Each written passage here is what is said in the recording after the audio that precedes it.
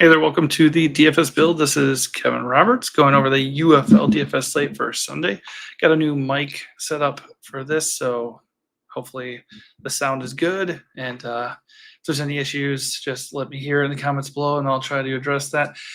UFL DFS projections are not at DFS Hero. You can try them for just about everything else. 15% off discount. Hit their link below in our video description. But yeah, using Roto Grinders just to take a look at ownership and projections for Sunday. This is just for the 2-game slate, so this is not covering the entire slate, which already started, obviously, because today is Saturday. But a lot of interesting things here and definite potential edge. So let's take a look at it and see position by position where we can gain some leverage on the field and see chalk that we probably will want to eat. So the quarterback is really gross, not very exciting at all. The top play supposedly is going to be Quentin Dorbity, but he's been really, really bad. So, I mean, we're looking at 9 or fewer fantasy points in each of his last 3 games. He hasn't topped 15 fantasy points yet on the year. So, in theory, if he can stop playing horribly, he does come in with the best projection, and he comes in with the most ownership at quarterback. A lot of that, though, has to do with the fact that there's a lot of uncertainty. He actually was benched in the last game, and Kevin Hogan ended up replacing him and leading a comeback win. So there's a decent chance that Kevin Hogan ends up stealing this job and gets a spot start here, at least for this game. And who knows what happens there. So if that does happen, I do have a little bit of interest in Kevin Hogan at 8K flat. He would be the second cheapest starting quarterback, or at least second cheapest quarterback that we're looking at here. Right here. Obviously, his projection is horrible because right now he's not projected to start. And I've not heard news that he is going to start. But if he does, he's very, very interesting. He was pretty successful at Stanford in college. Flamed out in the pros, but he is a decent athlete, so he can do some damage with his legs. And obviously, he flashed that potential, in the last game here for them. Let's see. Hold on. Let's see. What did he do in that game? Nothing special, just 4 fantasy points, but he did enough to impress the coaches, and just keep an eye on that. If he ends up starting, I think at 8K flat, he is worth a shot. And his matchup is not horrible. Not too bad. On the other side, Quentin Dormady, I'm not feeling it. He's the chalkiest guy here. He's pushing 9K, and he's really just not been good. And obviously, he's already benched, so a lot of uncertainty there. If he's going to be chalky, and even if he does start, I'm going to fade him. The problem, obviously, is there's not a lot of very comforting areas to go on a 2-game slate. The interesting thing is A.J. McCarron, who obviously would be just the chalk smash of all chalky smashes on a small slate like this. He's injured with an ankle injury. He will not play. So in his stead will be Manny Wilkins or Brandon Silvers. Silvers played in the USFL and XFL. I mean, he's been around. So he's actually flashed some potential in the other leagues he's been in. So at 8.3K, if he gets a start, I like him a good deal. The matchup is decent. DC defenders are 6th against quarterbacks in the league. So I think it's an advantageous spot, and he's a good price, obviously. Does not do much with his legs, but he is a pretty good passer. So totally no issues going there, especially since I don't want to pay for the chalky passer on this slate. Manny Wilkins, also pretty good. Unlike Silvers, he's a pretty good athlete. So if he ends up getting the start, I think he is viable at 8.5K. So right away, he's probably the first guy I'm looking at on the quarterback side of things on this slate. Jordan Tamu, not super interested in him. He is 9K. He has not topped 10 fantasy points in any of the last 3 games. The matchup is not super advantageous on paper. He comes in with the 4th best projection, and obviously he's going to be projecting over guys like Silvers or Hogan that I mentioned, just because it's unclear if they end up starting. And then Luis Perez. Luis Perez has the worst matchup on the board by a lot. He's been very, very up and down. In his last 4 games, he has had 7, 14, 9, and 29 fantasy points. So obviously exhibiting that ceiling in his most recent game is appealing. But because of that, and because the quarterback situation is so dire on this slate, I actually think he's going to end up being really chalky. And if it shifts that way, I'm going to be very excited to fade the crap out of him because that 29-point game is an outlier. When you look at his season so far, he only has one other game over 21 fantasy points. And honestly, that was the only other game over 14 fantasy points. So it hasn't been good. So I don't want to trust in him. I don't want to trust in Dormady. I am just going to be keeping an eye on what the starting lineups are and making a shift away from Dormady, Tamu, and Perez. It's still risky for sure. I mean, those other guys have more experience, and they probably, in theory, are safer. But I am going to hopefully gain leverage and just get guys with a little bit more upside and a little bit cheaper at the quarterback position because it's already not very, it doesn't look good. So where you want to spend your money for sure is going to be at running back on the slate. A lot of good wide receivers are injured, and there's some really good ones. Jacob Sailors, Devian Smith, John Lovett, those three guys look awesome. If we look at the ownership, if we can trust it, it is pretty interesting because Jacob Sailors is $100 more than John Lovett, and he's like double the ownership. They have a similar projection. So obviously right away for GPPs, John Lovett looks amazing. I have zero issue with paying for him. His matchup looks good. He's facing an Arlington defense that it ranks just 6th against running backs on the year. And earlier this year, 3 weeks ago, he had 25 fantasy points against them. So I mean, he's a stud. He's had 16 plus fantasy points in each of his last 3 games, 11 plus fantasy points in each of his last 5 games. So he's crushing. He does have Anthony McFarland there behind him, who's getting a little bit of work. But Lovett is the guy for sure. He's just a great pivot off of Jacob Sailors if you don't want to eat that growing chalk. Although Jacob Sailors in his own right looks like a really, really good play. 29 fantasy points last week. He also has had 11 fantasy points or more in each of his last 5 games. He's had 16 plus fantasy points in 4 out of his last 5 games. So he's had a good role, even when he's not getting, production as a runner. He's pretty active as a receiver, 5 plus targets in 4 straight games. And he's scored at least 1 touchdown in 3 of his last 4 games. So he's doing a little bit of everything. So he's fine, but I do love it as a pivot in tournaments. Paying all the way up for both of them, I don't think is that viable. But not totally crazy, especially since Devian Smith at 7.3K is going to be really, really chalky. To me, though, that seems like chalk that I'm going to eat. A big reason for that would be that Letty Brown is injured and not going to play in this game. It's not like he had a massive role, but he was cutting into, Devian Smith's ceiling a little bit. So he's not there, and all of a sudden Devian Smith has 101 rushing yards and 35 fantasy points. So if you're afraid of Devian Smith chalk at 7.3K, obviously you can gain instant leverage if he's going to be 41% owned. But at that price and with this role and the projection he has, and by the way, he's facing his matchup is not good, actually. He's facing the top run defense in San Antonio. And when he last faced San Antonio, he had 0.7 fantasy points.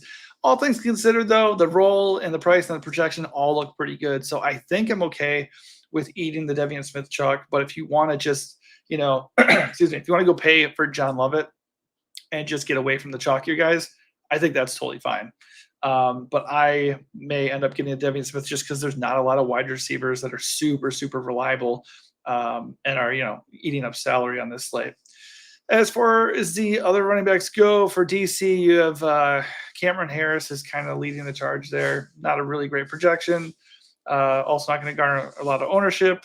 Not super interested in that. Darius Hagan's behind him on the same team. Not getting a lot of touches consistently, so I'm not super into that either. Not seeing anything else behind Sailors on St. Louis. Not super into Darrington. For San Antonio, I mean, you could play the logic that McFarland eats into Lovett's touches more and more as we go here or something, but I'm not gonna do that. So for a running back, it's mostly Lovett at the number 1 spot for me based off of ownership and projection. And then if you want to fit in Sailors or Devian Smith as well on this slate, I have no issues with that. All right, so to wide receiver we go. A lot of injuries here. But up top, obviously, you have the top projector in Hakeem Butler. He's that wide receiver tight end hybrid who kind of flamed out in the pros because he's a bit of a tweener. But in this league, in the UFL, he is a stud. He is a target hog. He is a red zone monster. He has 20 plus fantasy points in 3 out of his last 5 games, 34 plus fantasy points in 2 of his last 3 games, and he's had 14 plus fantasy points in each of his last 5 games.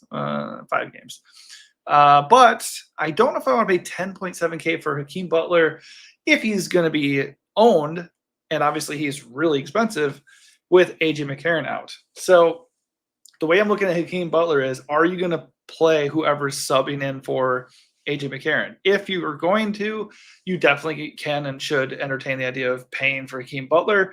Or you could play them and, try to play a St. Louis running back like Sailors, or you could try to just play a different, St. Louis wide receiver option like Darius Shepard or Stevie Mitchell or something like that. So I think if you're going to play Manny Wilkins or Silvers, you can pay for Hakeem Butler.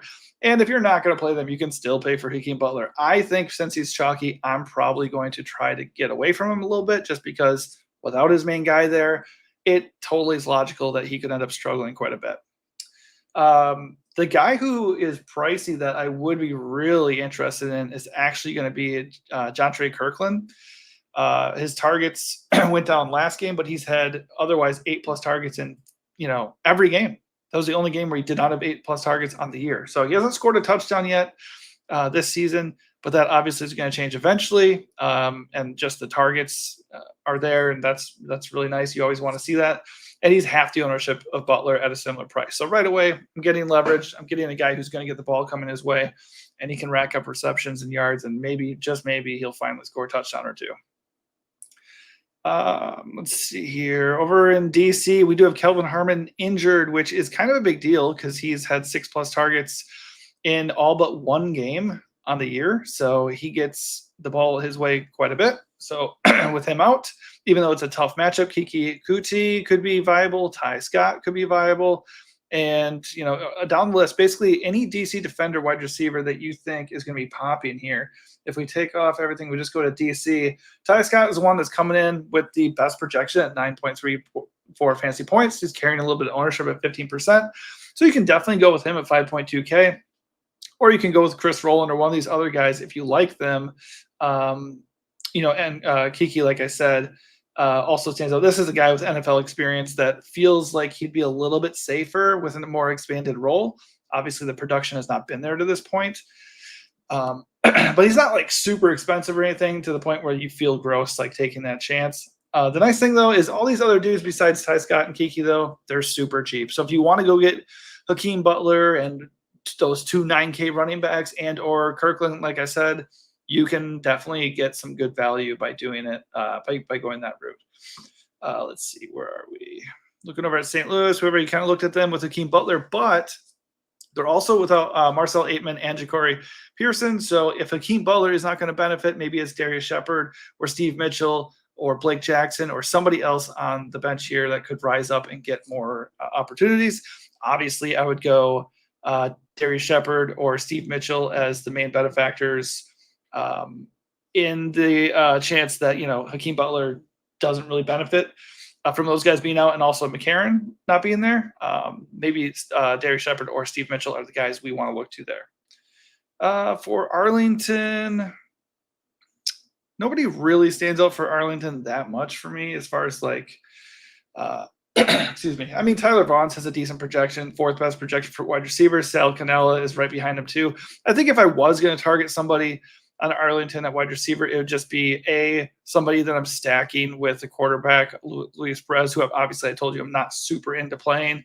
The guy would probably be Sal Cannella, coming off a 30-point fantasy game, 8+ targets in each of his last 3 games, 3 touchdowns over his last 2 games. So he's been pretty good lately. JP Payton has had some really big games, 24+ fantasy points in 2 of his last 3 games. And obviously, Vaughns, like I said, he has a role, 5+ targets in 4 of his last 5 games. He just has not been super productive. So I'd probably go Cannella and Payton there. Deontay Burnett is a talented wide receiver. He just has not really made noise yet. Not sure he's going to do it here, but he has 6.3K, so he's worth mentioning. Lastly, I mentioned Kirkland already, like him quite a bit. If you don't want Kirkland, don't think he's going to get in the end zone, you could pivot there to Stevenson, who has not been productive, but he's going to be out there. And then Cody Latimer, obviously, can get a lot of targets and can be a bit of a mismatch as a wide receiver tight end hybrid. All right, so the only other thing to do is look at defenses. When I'm looking at NFL DFS, I always say it's a bit of a crapshoot. It's either coming down to what defense fits in. If you get all the other guys you want and then you're just down to defense, who cares, really? I mean, anything can happen when it comes to picking your defense. As far as safety and reliability goes and like a high floor and all that thing, if we go look at defense, the Brahmas look like the top play. They're projecting for the most points. They're coming out with the most ownership.